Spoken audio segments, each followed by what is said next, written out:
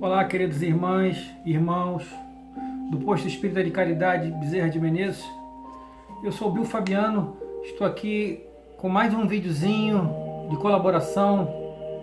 A gente sabe que nesse momento de reclusão, a gente está buscando, junto à espiritualidade maior, maneiras de manter-nos conectados uns aos outros, e essa é uma forma de nós estarmos conectados, através de publicações, de orientações e de vídeos, comunicados, enfim, para que nós mantenhamos os laços com o nosso tio Bezerra, que é como nós carinhosamente o chamamos lá no posto. Hoje, antes de começarmos, só lembrar a vocês que no sábado próximo, sábado de Aleluia, véspera da Páscoa, nós estaremos reunidos mais uma vez para a nossa corrente às 15 horas, tá ok? Lembrando também a todos vocês que a casa está com um canal no YouTube, canal esse que foi criado para nós ajudarmos a casa no sentido de levantar fundos. Basta tão somente que vocês se inscrevam, participem ativamente, comentem lá nos vídeos. Eu acabei de inserir mais 3 vídeos de companheiros do Renato Souza, da Renata Dias, são trabalhadores da casa também, incansáveis, trabalhadores assíduos, guerreiros comprometidos. E está aí mais um vídeo que será colocado através do YouTube. Então é importante que vocês se inscrevam, deem o like de vocês, importante mais até do que se inscrever é dar o like. Se inscrevam e deem o like, se possível comentem. Tá? E a contribuição de hoje é do livro do Espírito Ramatiz, Mensagens do Astral. Mensagens do Astral, esse livro aqui é sensacional. Se eu não me engano, foi editado em 43 ou 1940 e poucos, eu não lembro bem agora. Enfim, é bem antigo. Mas é totalmente atual. O Ramatiz, para quem não conhece, é uma figura bastante no meio espírita. Quando eu digo espírita kardeciano, muito contestada, enfim, há um braço da doutrina que diz que existe uma tal de pureza doutrinária. Eu, honestamente, não só não concordo, como não vejo isso como pureza doutrinária. Seria totalmente anticristã essa posição de pureza doutrinária. O Cristo não veio pregar a doutrina, não veio pregar a doutrina espírita, não veio pregar a doutrina católica, umbandista, ou candomblecista, ou Rosa Cruz. O Cristo veio pregar apenas o amor, ou tão somente o amor, apenas o amor, entre aspas.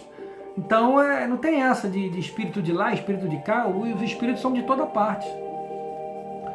Os espíritos sopram onde quiserem e onde houver necessidade. Eu costumo até brincar, né, com os amigos, dizer, por exemplo, sexta-feira é feriado, feriado, vamos dizer que seja feriado das casas espíritas. Aí Bezerra lá conversando com Sheila, com André Luiz e com Joana de Anjos, hoje é feriado nas casas espíritas, hoje não tem o que nós fazermos, né, meus amigos? Vamos ficar aqui, né, conversando, batendo um papo, comendo uvas.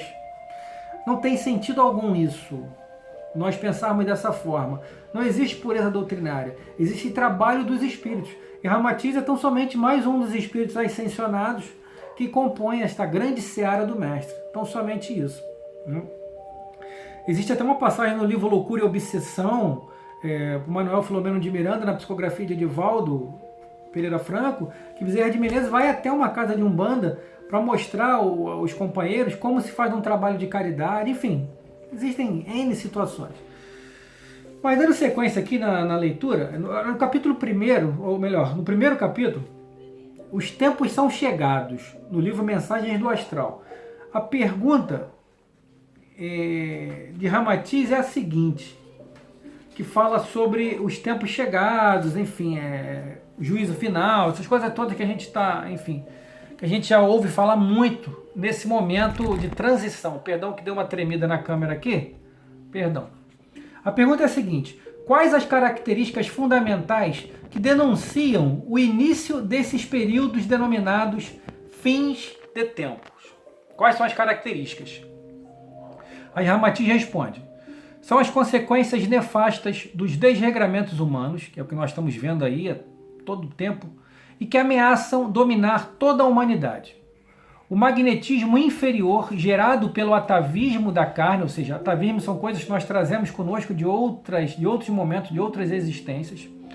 Do atavismo da carne e pelos pensamentos dissolutos, recrudesce e se expande, formando um ambiente perigoso para a existência humana disciplinada.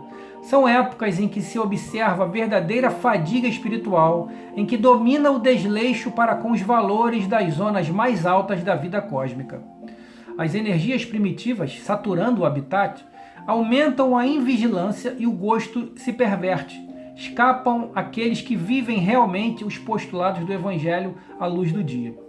Em consequência disso, as auras do orbe ou dos orbes também se saturam, até as suas fronteiras astroetéreas, entre aspas, com outros planetas, surgindo então as mais influências astrológicas que os astrônomos terrícolas tanto subestimam.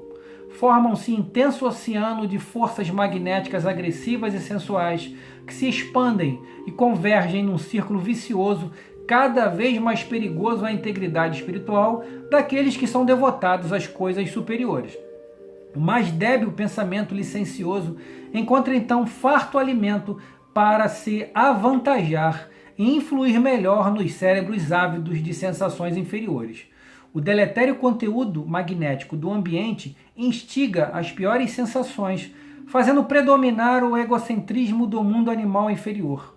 Há insidioso e voluptuoso convite no ar, e em consequência os seres obedecem facilmente a um comando pervertido que os impele para os prazeres animalescos. Predomina a influência satânica e aumenta o gosto pelas sensações brutais e licenciosas. Perdão. O clima físico torna-se campo propício para a sugestão perversa e destrutiva das forças das trevas. O denso lençol de magnetismo perigoso transforma-se em excelente campo de ação para as coletividades das sombras, que assim materializam seus objetivos daninhos. Aceleram-se os conflitos entre os homens e as guerras se transformam em pavorosos matadouros científicos. Desenrolam-se acontecimentos espantosos, registram-se crimes indescritíveis e criam-se as taras perigosas. Afrouxam-se os próprios liames do sentimento, que ainda permitiam a mínima moral possível.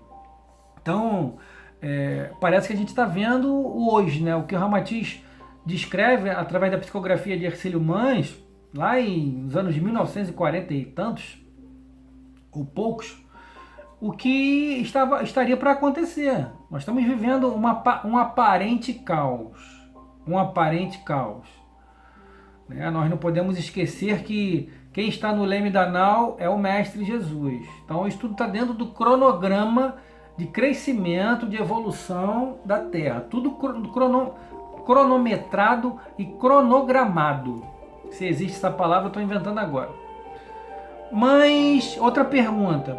Mas esses fins de tempos devem constituir-se propositadamente de guerras, corrupções, alucinações e desesperos? Ramatiz é o melhor. Hercílio Mans pergunta se necessariamente tem que acontecer tudo isso, de guerras, corrupções, alucinações e desesperos. Aí Ramatiz responde: os construtores siderais que criam os mundos sob a direção técnica da Suprema Lei conhecem e preveem perfeitamente as épocas psicológicas em que devem ocorrer os desregramentos periódicos de cada agrupamento espiritual reencarnado. Ou seja, mais uma vez demonstra-se que está tudo dentro do cronograma. Os espíritos superiores, para atingir esse nível de espíritos superiores, e a gente encontra isso na codificação de Kardec, sobre a escala espírita, o que são os espíritos superiores, a partir da pergunta número 100 de O Livro dos Espíritos. Tá? São, se eu não me engano, 18 perguntas, ou 19, enfim, não me lembro bem. Mas, com certeza, a partir da pergunta número 100 de O Livro dos Espíritos, que fala da escala espíritas, a gente vai ver a categorização dos espíritos e aonde se enquadram esses espíritos superiores. Para atingir esse grau de superioridade, eles já passaram pelo que nós estamos passando hoje. Então, eles sabem aonde nós iremos cair. Por isso que está tudo cronometrado. Ele sabe o momento que nós vamos tropeçar, o momento que nós vamos levantar. Ah, está tudo no destino escrito? Não. Está tudo dentro daquilo que eles já viram acontecer. Não só com ele, mas com muitos outros espíritos em outras eras, em outros momentos, pois eles já viveram muito mais do que nós. Ok? Em consequência, as modificações físicas dos planetas se ajustam hermeticamente às purificações e retificações de suas humanidades, quando elas tendem para a insânia coletiva. Esse genial ajuste, previsto com incontável antecedência, tanto beneficia o orbe, que assim melhora o seu coeficiente físico e sua posição planetária, como favorece também aos seus moradores, que são então selecionados por uma existência mais harmônica, que é o que vai acontecer agora, e segundo o espírito Sheila, essa efetivação se dará até a metade do terceiro milênio, ou seja, lá para o ano de 2500, efetivamente, totalmente falando. Isso já está ocorrendo, muitos já estão saindo daqui, e será um processo seletivo e progressivo, mas o encerramento dessa mudança se dará, segundo Sheila, lá no livro de Fábio Dionise, na metade do terceiro milênio, ou seja, lá pelo ano 2500, mas não há uma data específica e certa que a gente possa cravar, tá ok? Lembra uma casa comercial às portas da falência, quando a lei jurídica intervém para evitar maiores prejuízos ao patrimônio coletivo. Não penses que os fins de tempos devam chegar precedidos da encomenda de guerras, crimes, aviltamentos coletivos. Esses acontecimentos apenas eclodem em momento psicológico e habilmente controlados pelo comando superior, mais uma vez mostrando aí que está tudo sob controle. Esse caos aparente está sob o controle, acredite ou não. Os acontecimentos é que indicam o momento da eclosão, que se faz em sincronia com as modificações do mundo físico. São divisores de águas que o Ramati está querendo dizer aqui. A massa mental deletéria que então se acumula, podendo chamar-se de cisco magnético, eu acho que o André Luiz coloca também como formas pensamentos, sobre a crosta dos mundos físicos, tem que ser eliminada com certa urgência antes que se consolidem a desarmonia e a enfermidade psíquica coletiva. E é isso, meus irmãos. Nós ainda faremos alguns outros vídeos sobre esse tema, sobre esse livro principalmente, que é um livro muito atual. Lembrando sempre que toda mudança coletiva começa pela mudança individual. Começa pela reforma íntima. Não se faz um coletivo harmonioso sem uma individualidade harmoniosa. Então, pensemos nisso. Vamos reflexionar em cima disso, que eu acabei de falar, logicamente, sobre inspiração do alto. Não existe reforma coletiva sem a reforma individual. Mais uma vez, reforço o convite para todos estarem conosco, continuarem conosco nessa jornada, em casa, se cuidando. Um beijo no coração de cada um de vocês e até a próxima. Fiquem com Deus. Se inscrevam lá no canal.